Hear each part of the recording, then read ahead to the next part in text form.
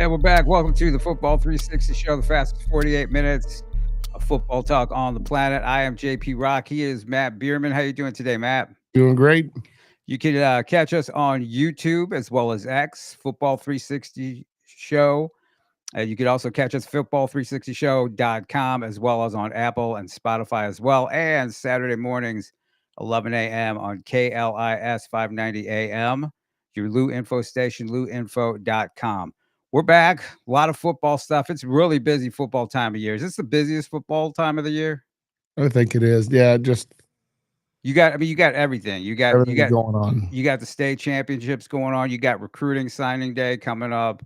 You've got the college football season's winding down. Everybody's the playoffs, the last games, championships everywhere. Not even pro football. You got coaching changes happening all over the place. You got money flying here, there, and everywhere. Everywhere. And of course, today's show brought to you by Game Plan Strategies, gpsfootball.org. Go ahead, check it out. Get some information to help you and your child as far as navigating your football futures, as well as offered.com. How do you spell that? Offered. Get Offered. GETOFFRD. Correct. Go check out the app. It's a recruiting tool to help you and your kid. So you were just talking before we came on, speaking of recruiting tools to help your kid and football consulting to help you navigate your football future path. There's some huge dollars floating around, you were telling me. Gigantic. Which you start looking at like the yearly salaries of some of these kids. It's which is crazy, right? To say that openly. I mean, there might have been yearly salaries before, but it was illegal. So yeah, now and I think a lot of the disclosure is going to come from the fact that you have to disclose it through the revenue share, right? So like the revenue share component is going to expose. I think probably private universities might not have to, but all the state universities, these are technically employees, if you will. I mean, they're not employees, but it shows you. Yeah, some of the money that's being made, it's ridiculous. I mean, it is absolutely. I mean, hey, I'm not taking it away from any of them. Like if it was a family member, I would be more than happy for them to, receive $2.7 million a year to play a kid's game that they were playing in high school just a few years ago. Just a year ago. Yeah, which you would think that this now, do you think that this amount of money is going to make more people want to play football, knowing that this is out there for them as opposed to I would imagine. I mean, yeah, it's interesting just to kind of give you an idea of some of these names. So Bo Pribula, 1.7 million. Wow. Right. So he's making a little bit. Then previous quarterback Ty Simpson is making 850. I mean, then you start. I mean, and Diego Pavia, 1.9 million. No wonder he wanted to stay again next year. Yeah, right? Absolutely. Jackson Arnold, 2.0, so $2 million a year.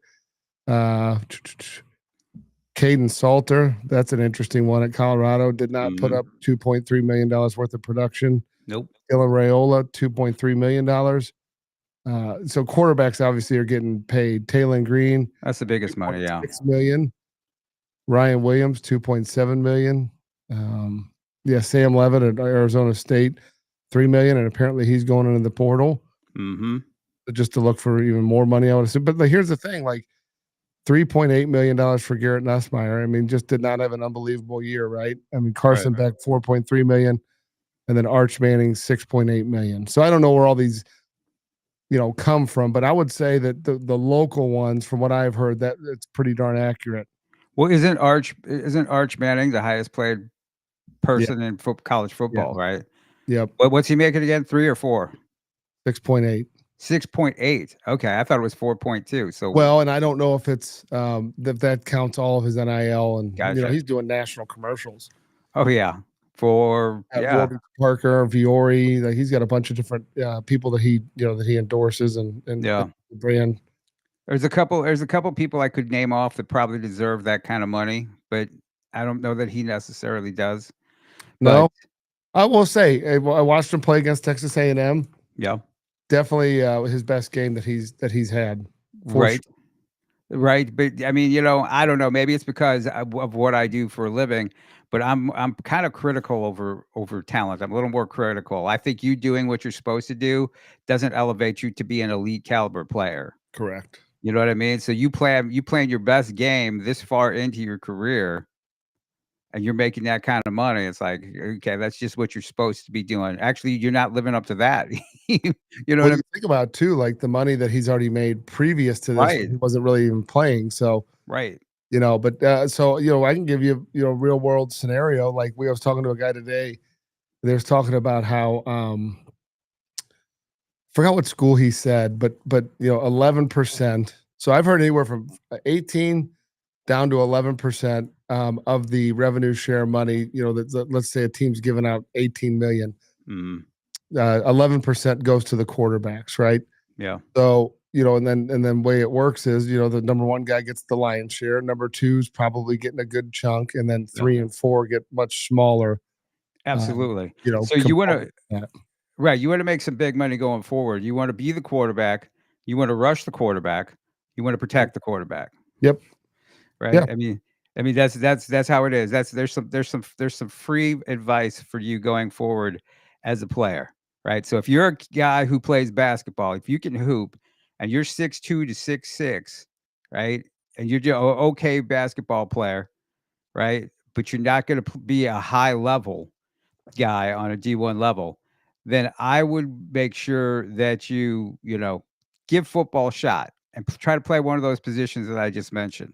How do you pick a youth football team for your kid to play on? Some offer a ton of travel outside of the state of Missouri, while others don't. What factors should you consider? A question from Ed Man 71. You know, So it's my a take on it is football is not a sport you need to travel for, truthfully, especially at the younger ages. I mean, what the issue becomes in youth football, because there's so much disparity with kids in their age, right? Like, and where they fall, like even if they're all the same age, so many kids fall within like maturity ranges within that age, right? And so Mhm. all it takes is finding 2 to 3 kids that are at the top edge of that, right? And then going and dominating a team and going out of town and then going against other teams that are doing the same thing. Whereas like the perception is, well, here they suck, all the kids are bad and they're not good, so we need to leave to go play other teams. I would argue that like some of the leagues, the feeder leagues around town that let's say would consider to be playing, a more high school like environment where they play the kids that live in their district, have produced just as many kids that have gone on and played Division I football Yep. and high level college football, right? I mean, like for sure. Right. And so, I mean, really, you have it is, and there's some teams. There's a team in Missouri called Dynasty, NTP Dynasty, and I know that they traveled out to California a little bit earlier. And basically, what it is it's an all-star team of kids from Kansas City, Central Missouri, and St. Louis. They have a couple of guys from St. Louis that are high-level guys, and really, it's a personal thing. A lot of guys want exposure for their kids at that age. I know that there's a couple of guys who play for that dynasty team who already have D1 offers, which personally, you don't know that they'll be there at the end, right? The end of the road, you don't know that they'll be there, but they're putting their placeholder down on you, letting you know that they were the first ones and that they liked you. So I think you're absolutely right, Matt. I think that you need to find a team that you think is going to develop your child the best, right? If you do have a high level guy and you want that exposure, you want all the frills, whatever, that's fine. There's nothing wrong with that, really. But you really need to figure out what level is your child playing at, how much do they need to be developed, and will they get developed going up? Because you're absolutely right. There's some feeder leagues around there, and there's some good coaches who really care and do try to develop the kids. Some guys are just out there for whatever reason. They just want to put the ball out there and have the guys run around and play. But you really want to look for good coaching at that age. That's the most important thing. Who's good? Who's teaching right? Who's going to coach right? Who has the right mentality? And who's going to help your child understand and learn the game of football? In my opinion. And it's real similar to what we've talked about with the high schools, right? People go to places, because we win state championships or we Yep. compete. and they automatically assume that that's going to help their child go to where they, want them to go and where their kid wants to go. Mm-hmm. The unfortunate truth is, unless you're that guy, it doesn't matter if you're on that really good team or not. So that means you might not be playing till you're a junior or senior. Right. It also means that you could just be a key, a cog in the wheel, right? And it doesn't mean that you're going to be the guy that's getting recruited. There might be 2 or 3 guys that are getting recruited, and you're the guy who is like, oh yeah, I played with that guy. Yeah, I played with him. I played against that guy. Yeah, I played against him. So I think again, you got to find the fit, find where your child feels most comfortable, and is getting coached, because you can go win at the high school level, you can win at the youth level, you can even win at the college level. We're seeing it with the transfer portal. If you recruit a lot of high level guys, you can win. Somebody's not going to play. Yeah, but somebody's not going to play too. That's the other thing. And so, you got to figure that one out. They call it recruiting over the top of you, right? So, yep. And that happens at the youth level. That happens at the high school level. Like, you have to go first and foremost to get recruited. You have to be on the field. Mm-hmm. I don't know that there's much good coming out of youth football as far as recruiting comes, because you still, like you said, that you have to prove that through high school. Like, you typically don't know what you really have until they're 16 years old physically. Yeah. Right. There's some kids that are already 6 foot tall, but that might be their cap, and they're not a fast twitch muscle fiber guy. I would rather have the fast twitch muscle guy that has not grown a lot, that eventually, once they grow, they're going to have both of those capabilities, right? Mm-hmm. Versus someone who's a longer, leaner guy that is just not a fast twitch guy. You don't, newsflash, you don't just develop that. Right. That was something that was, given to you at birth, and then obviously you can. Although you can't improve it, yeah. Hone it. You can hone it, but it takes. But my point is that if you're caught worrying about winning youth tournaments over developing your youth player, like I tell people all the time in our business, like we do football skills development, and then we do performance training, and I always tell people, your child and even you will want the football training, right? The key word is want. What you need from basically age 8, 7, 8 up through 15, 14, 15, right in that age, you need to be working on your movement development and your skills, because at the of movement, not your skills for your sport, your skills of movement. Right. Because like we talked about, like the old adage in college recruiting is recruit speed. If not speed, recruit length. If not length, recruit height. Okay. It goes in that order. Speed is the ultimate tool of the game of football, right? Whether that's a big boy that can move well, whether that's a quarterback that can run, a receiver that can break down and transition fast, a running back that can run, safeties that can close. All those things are really important when it comes down to the development of a college level athlete. And so I think so many people, get caught up in the worried about, what team and all that, and they lose sight of, what am I trying to set my athlete up for? Long-term success or momentary hits of, oh, he did a really good job this weekend in Oklahoma and it was freezing to death.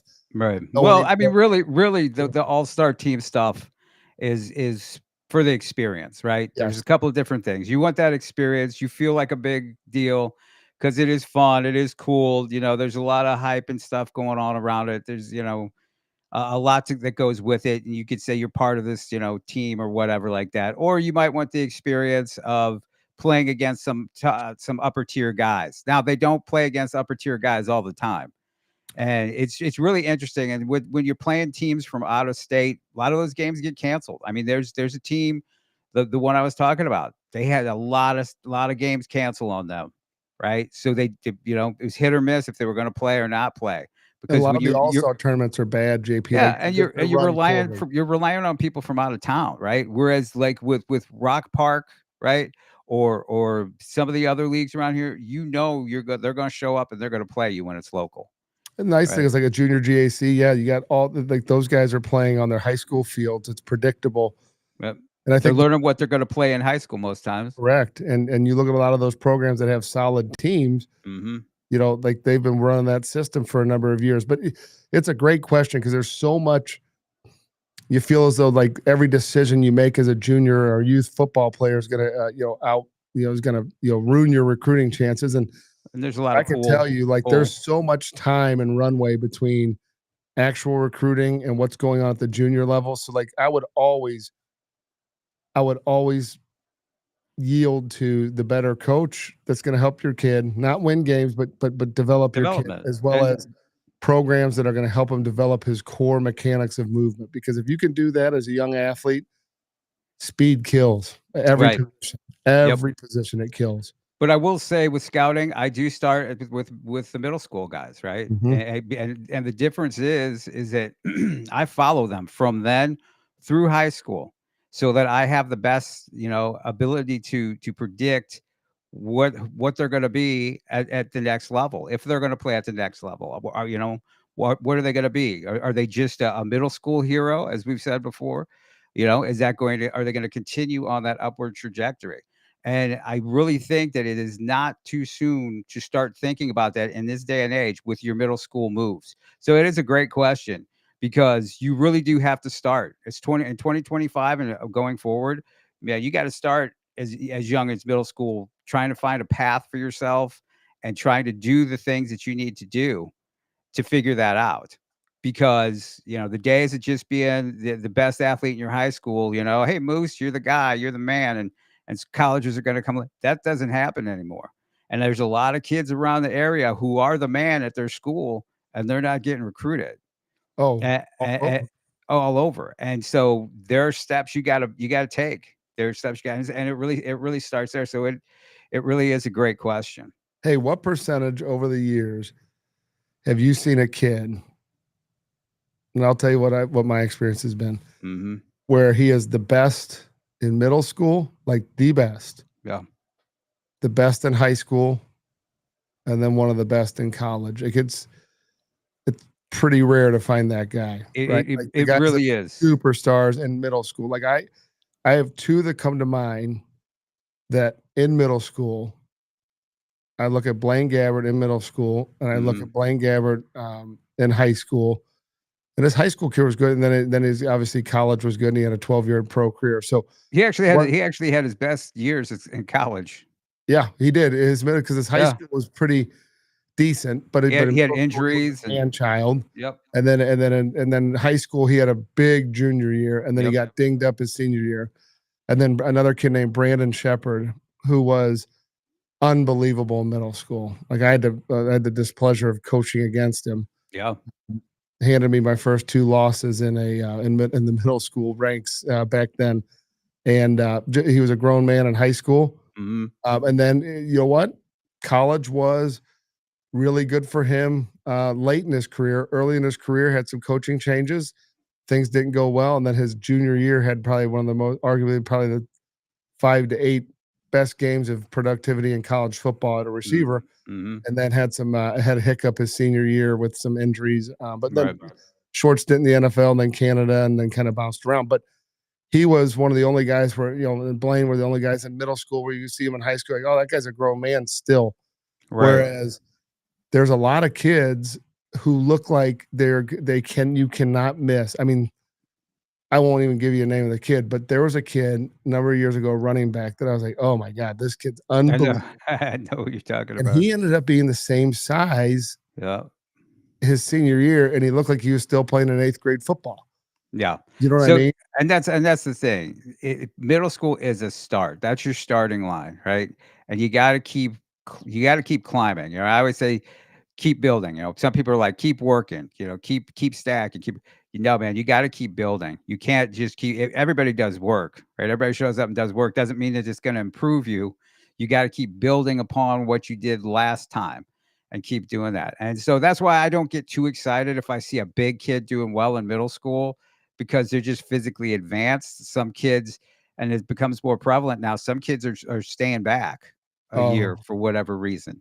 And so AP, there's kids that are, let's say when you're in 8th grade, most boys are 13, right? Yeah. And then they're freshmen, they're 14. Well, if a kid's 14 and a half, that means he's going to be 19 when he's a senior. Yeah. Depending on when the birthday is. That is a huge advantage in the middle school ranks. And the sad thing is, with a lot of the feeder programs, that's a disadvantage. If you live in that district, and you attend that school and you're in that grade, right? The school districts have some leeway and where you're at, you can play, right? Yeah. You could be Yep. 15 years old, playing middle school football, have your learner's permit, and playing against boys that are 13. That is a huge advantage. Absolutely. Yeah. And so you see that. So, you know, you got to, it's all about the totality and what you do. And so when I start looking at kids that age and scouting them, I look, that's your starting point. That's your baseline, right? What do you do from that? What do you do each year? And you're absolutely right. And I've seen guys who peak as sophomores. And you've seen it before. There's guys who've had offers and gone on to Mizzou. They peaked as a sophomore. And this was, long time ago. So they stuck by those commitments, right? Kid committed as a sophomore, they had peaked there, and the school used to stand by. They don't do that anymore, right? So if you peak as a sophomore and you're committed, guess what? They'll cut you loose, right? They'll come up with some kind of excuse. They'll cut you loose, and so that's why another reason why you got to keep going. Even if you commit, you don't think that just because I'm committed, I'm safe or I'm good, because it's really pretty meaningless. I mean, there was a real world scenario where you have Rocco Marriott committed to UCF. James, yep. Right? Yep. Was committed to James Madison. And they had arguably one of these kids who's been like the top quarterback in Arkansas since he's been in 7th grade. We've heard his name, Kane Archer. Yep. And he, got pushed to the side pretty quickly when a guy that became, more of a fit for what they were looking for. Mm-hmm. And, the kid, I don't think he's lost a game in high school, right? And Kane Archer. Yeah. Yeah. So for that perspective, you're like, man, he's done everything he's supposed to do. Yeah.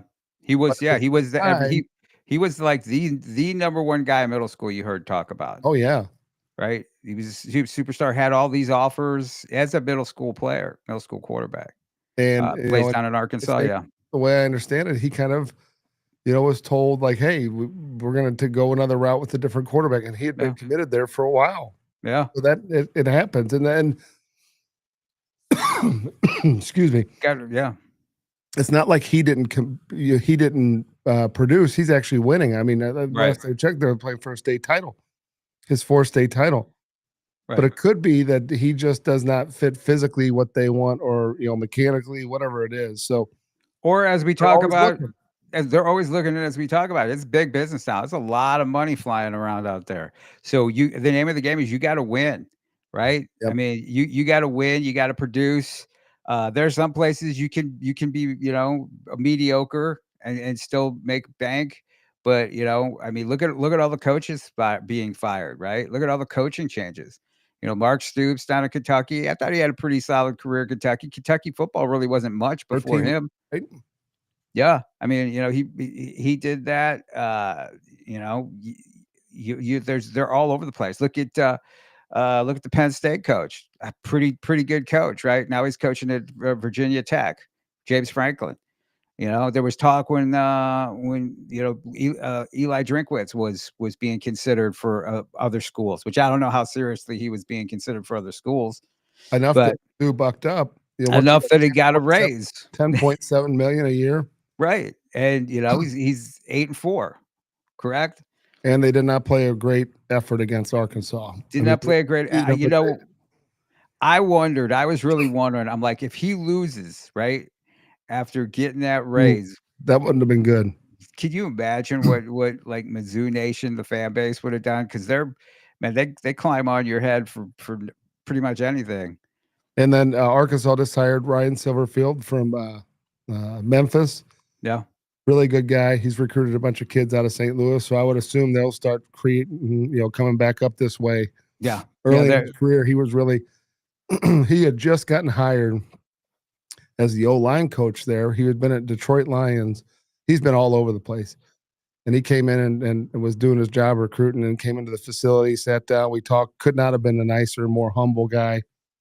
And then shortly thereafter, he became the head coach when Mike Norvell left, and ends up at, at Florida State. So it's kind of an interesting, watching all this stuff unfold, like the Lane Kiffin thing's really interesting. You got Alex Golish is going to Auburn. I think that's a good hire. I mean, Summerall from Tulane's going to Florida. I mean, it's going to be a lot of moving parts and a lot of things that are going to happen really fast. So, yeah, the whole check us out. Portal is crazy. Right. So check us out on Saturday mornings, 11 a.m. at 590 a.m. KLIS Lou Info Station, louinfo.com. So yeah, it's really, really cool. Really cool. Well, I guess I don't know. Cool is the word. Interesting changes. Interesting coaching changes. You touched on Florida. You know, Summerall from Tulane. That's their second, second Louisiana coach, who's not a major school that did hire. I mean, it kind of makes me wonder. Some of these hires, I do think that Auburn made a good hire. He's been a really good coach. Has recruited in St. Louis area in the state of Missouri for a long time. Some of them you scratch your head and it makes you wonder, why is that the best they could do? I think Michigan State with Pat Fitzgerald's a heck of a hire.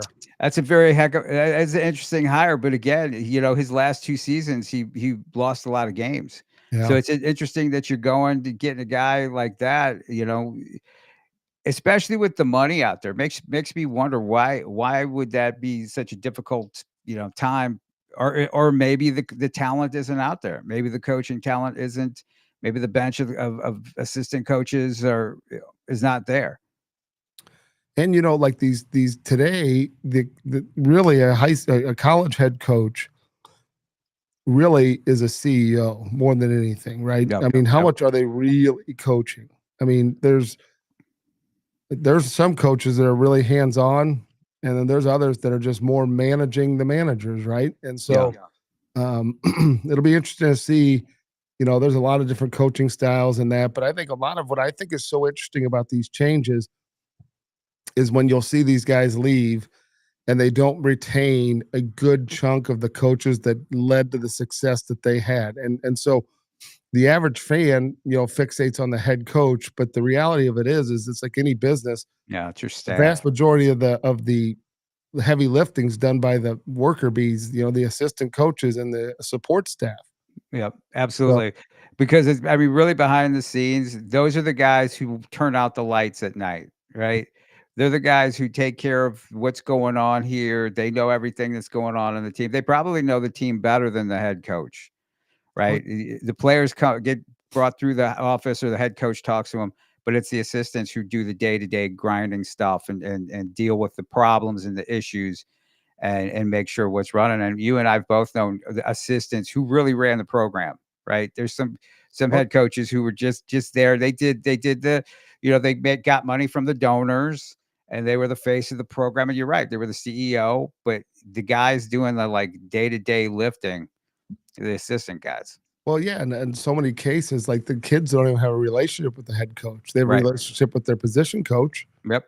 Yeah. Right. And then the position coaches are jockeying constantly to get in the good graces of the head coach. Right. I mean, it's a really interesting. I mean, if you think about it from the perspective of, and this is, it's why it's so fascinating to me. Not a single, and why some of these guys end up rising and becoming powerful is because political. Like a Nick Saban could have been successful doing a multitude of things because he had a level head. He had the ability to lead others, but he was stern and he knew exactly what he wanted. And he told them exactly how to do it and had a really, really unique approach to do it. Yep. But let's be truthful. In that profession, what education do these guys have to become head coaches other than to be assistant coaches? Right. So this is a very passed down. There's no, they're not taking classes on this stuff, right? They're not, a lot of it's just tribal knowledge that's passed down. Yep. And so it's not like the business world in the sense of, where you go into a major Fortune, 20 company and they bring you through a sales development program or a leadership development program. That's not going on in these places. And these are, $1 billion enterprises and they don't have that. That's why you see the instability you see, because the vast majority of the guys they're hiring really are just good at coaching football. They're not great at all the X's and O's of business. Right. And they are in a business. So that's why you see the rise of GMs and all of the support Yep. staff now to support these guys. Yeah. Player personnel. Guys managing the salary cap and all that Mhm. stuff. But the truth is, in the NFL, it's the NFL has definitely done a much better job of developing leadership through the ranks and how they hire and all that. But there's some guys that they even miss on that are woefully unprepared. I can tell you with our times with the Rams, numerous coaches, I could tell you from being in the building quite often when they were there, that were not, it was laughable. Oh, yeah, absolutely. Laughable. You're like, how is this guy an NFL head coach? Well, Whereas you talk to networking, yeah, right, exactly. cronyism. Assistant, you're like, oh, that guy should be the head coach. But And that's frustrating when you see good young coaches trying to get there, and that they don't know how to do the network or play the game or become the crony that gets the gig. And that happens far too often, and it happens in corporate America too. But it does.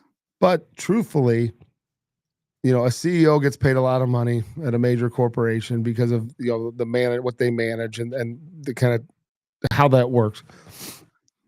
These guys are getting paid that much money, and I mean, like, let's just take someone that manages, General Dynamics, right? The defense contractor. That CEO, let's say he's making $5 million a year or $10 million a year. Oh, it's somewhere to that. Like, they are, and then obviously they have stock and stuff like that.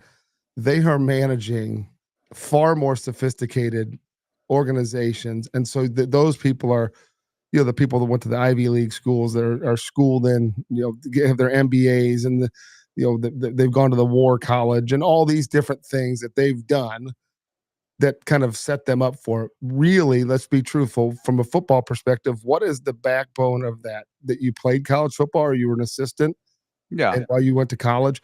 That's my point. And so I think as this evolves, hopefully there's some more continuity in how they develop it and they professionalize the game to the point where you're not seeing coaches turnover as fast as they do, because those are mishires. And maybe they got hired above their head, right? And that doesn't, I mean, I'm not trying to say anything bad, but you don't see CEOs turning over that fast is what I'm trying to say. Okay, so here's the thing. What prepares, what trains athletic directors and board of curators to know whether somebody's a good coach, right? Qualified? It's that the whole system, where the board of directors at a publicly traded company, they all came from other publicly traded companies where they've run these things. I mean, some of the things last year, and I forgot the guy's name that's at Michigan, the AD, something manual, whatever it is. Mm-hmm.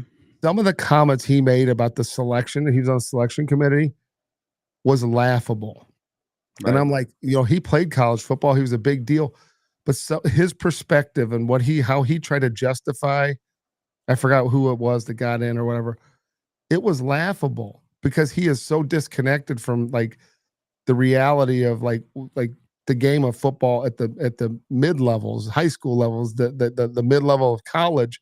Right. And he was acting as though like, no, this is just the way it is. And it's like, no, from our perspective, obviously we're laymen because he's on the inside because he got hired to be an AD. Yeah. He's got a lot of power, but does that? Well, how did he get that job? I mean, there's. I'll tell you how. Clear line of how guys made it to a business owner, guys, self-made people. You can see clear line. It's different with college athletics. It's very different. Well, and I'll tell you what it is, and that's whether it's to be an AD or whether it's to be a head coach. Your best asset is to be a good salesman. And you can relate to this, right? If you're a good salesman, if you have natural sales ability to sell yourself or to sell anything, you're in, right? Yeah. And that goes whether you're looking for a job or whatever. Any job when I was young that I went for, I got. And you want to know why? Because I knew how to sell myself, right? I could talk the stuff, right? As they say, I'll keep it. That's football 100%. And I'll keep it clean by saying stuff. But you know what I'm talking about, right? If you talk the good game and you present yourself right, especially to people who don't know, like the ADs and the boards, you're in. I mean, Coach Drinkwitz, good coach, great salesman, right? Great salesman as far as selling the program and selling himself. With recruiting, he's okay, right? that's a different story. And I state that by, you know, dealing with recruiting and dealing with kids. And you know exactly what I'm talking about. Well, again, like some of the things you're saying, like, okay, it's the same thing. Like, I want to know. So, okay, the Lane Kiffin thing really, great salesman. It intrigues me because here's the thing. This if I'm LSU, and this is to your point, if I'm trying to bottle the magic up that is Lane Kiffin right now that he created at Ole Miss, yeah, would it not be incumbent upon you, if you're going to pay that type of money, that the rest of the staff is coming with him? Yeah, because he is the staff is him. That makes sense? And now you see that they hired the DC and most of the defensive staff, and not all the staff went with them. And I don't know about the GM. Is the GM Billy Glasscock going to go with them? I don't know. No. You know, like, those are things that I would want. Like, look, if I'm buying a business, okay, and I'm going through my due diligence, and I'm like, oh, hey, like let's say, for instance, I'm going to buy a gym similar to like what we do. Mm-hmm. And there's a guy like myself that runs it, okay, and he's got, you know, 10 people that are like his core group. And I'm like, okay, I'm going to buy your business, but I need you to stay on for 3 years and help run this, and then we'll transition it. And he's like, oh yeah, that's fine. So I buy it. Come to find out that his 10 lieutenants, if you will, that work for him, have now gone elsewhere. What did I just buy? I didn't buy the business that is doing. I bought the man who leads it, but I didn't buy the actual business itself. Right. So you understand what the secret sauce is. You understand that the secret sauce is the staff. You don't want just the bun and the burger. You want the secret sauce, which is the staff. You want all that to come in. And so you're right on that point. But again, how much of that might be, well, LSU says, okay, well, this guy's got to stay here, right? He's going to stay here. And that's negotiated in his contract or with him bringing him over. Right. Because as you know, with universities, there's certain people that are entrenched at schools. I mean, how many staffs did Andy Hill go through? Oh yeah, he went around a ton of them, man. You know what I mean? And it's like, you know, so and that was locked in. That was not negotiable. Yeah, and so the thing is, when you look at a guy like Andy Hill, he was able to do that and then ride, you know, into the sunset and retire, you know, from the NFL. Correct. Because of relationships he made at Mizzou, you know, back in the day with Dave Tope and Andy Reid. Bingo. Yeah. Again, that goes back to the networking and the cronyism. You know? And that is, it's much better than your football knowledge or coaching ability. Oh, well, okay. So I'll give you a really interesting story. So years ago, we had a meeting. Myself and another guy had a meeting with so back in the day, CAA, which is the big NFL, and they do other stuff, but all the CAA are the guys representing all these coaches that are, you know, getting hired. Mm-hmm. They represent a ton of football players. So back in the day, the top dogs, top two guys were in St. Louis, where I think top three guys actually were based in St. Louis. So Tom Condon, Jim Steiner, and Ben Dogra. Oh yeah. So those three were in St. Louis, based in Clayton. So I had a meeting with Jim Steiner. At the time, I want to say they had Peyton Manning, Adrian Peterson. Oh yeah, he was a big deal, man. They had everything. Okay.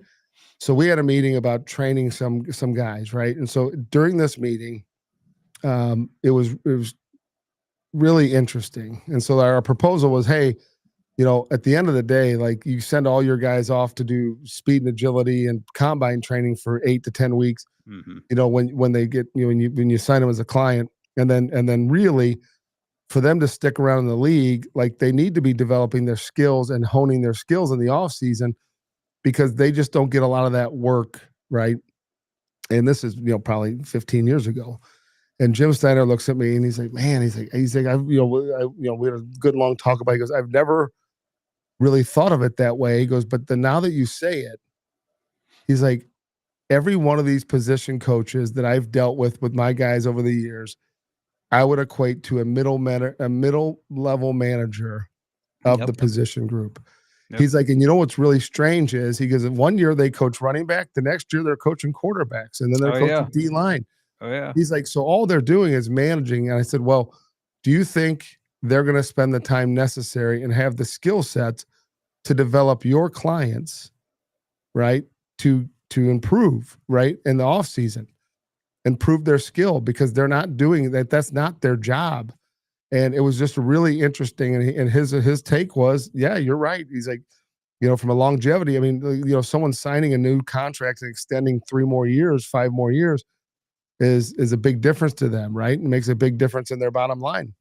But I think, you know, far too many people, again, you know, when you're at that level, athleticism's kind of there, your strength is there, your skill is what keeps you in the league, right? And your ability to execute with that skill is what keeps you there.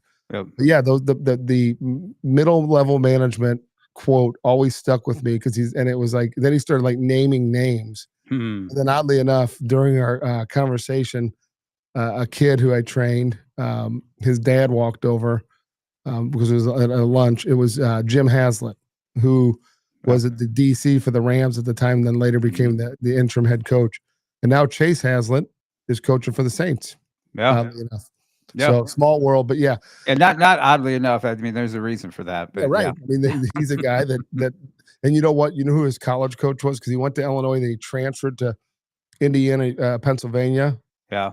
Stignetti. Oh, yeah. Yep. And Stignetti's brother was with the Rams. There you go. With Haslett, I believe. Oh my God, I forgot his brother's name, but he was the quarterback coach for a long time with the Rams. Yeah. So well, Steve Stignetti. There you go. So Mizzou finishes 8-4, beat Arkansas. You know, defense, running game. That's the name of the game for Mizzou. Going to be interesting to see who they, you know, pick up in the bowl selection. When is it? When are the bowl games decided? I think after this weekend. After this weekend, it's the championships, right? Championship conference championships are this weekend. Yep. So so there's that. So that'll be interesting to see what happens. Coach Drinkwitz is staying around. You know, I love to follow the college coaching carousel. You know, because that's a fun off-season sport. But we still have football going on. Still have the Missouri high school games going on. And Illinois, right? What's that? Played them because Illinois didn't play this weekend. Yeah, and I mean it's fascinating. Was that you know, semifinal games with ridiculous weather, just absolutely ridiculous. I mean, you think at least it wasn't yesterday, right? With all the snow and ice. So that's good. But Friday was the good day. It was freezing cold. Got to see Platte County, you know, against Kirkwood. And, you know, I've been watching Platte County for years and years and years. You know, I've been scouting Rocco Marriott, and my first video I did with Rocco was as a freshman. So, you know, nothing new, nothing surprising there. They basically have a all D1 skill positions on their offense. And, you know, that's really the name of the game. Kirkwood battled, they fought. I mean, you know, they came back, they put up a lot of points. You know, Platte's offense can just keep going. So that's why they're undefeated and going to be playing in the state championship against Carthage. And that's going to be an interesting, you know, competition of the high-powered vertical offense. You know, they can run, they can throw, they got multiple weapons versus the large, just kind of grind it out of, you know, of Carthage. So Platte County going for another one. Interesting. It's Thursday's games are Seneca versus Lift for Life, St. Louis team. St. Louis has got, I don't know, you count Fest at St. Pius, Louis area? Yeah, close enough. Close enough. Metro area. It keeps expanding. Pretty soon, Montgomery City is going to be part of the St. Louis metro area. But Seneca versus Lift for Life on Friday at 11 a.m. Good for Coach Woolfolk. Good dude. You know, it's interesting when he first got there. I said you're gonna win a state championship. So we'll see. Seneca very tough. Like all those teams down there that line up, physical, grind it out. Great running back named Roman Miller. I think who was not only just offensive player of the year for his conference, but was also defensive player of the year for his conference. So it's like that down there. Those guys, they're just, you know, hard shelled dudes who line up and play football. I'm going to come at you. So Lift for Life, really good. I mean, we know all the guys on Lift. Javion Scott, running back, big game. Eki Henderson, big game, just doing it all. Full fork. Yep. Yeah. They got a whole bunch of athletes, man. Whole bunch of athletes. Our guy, Malachi Johnson, right, comes in, trains at elite, 12 tackles, 2 sacks, and helping them advance to the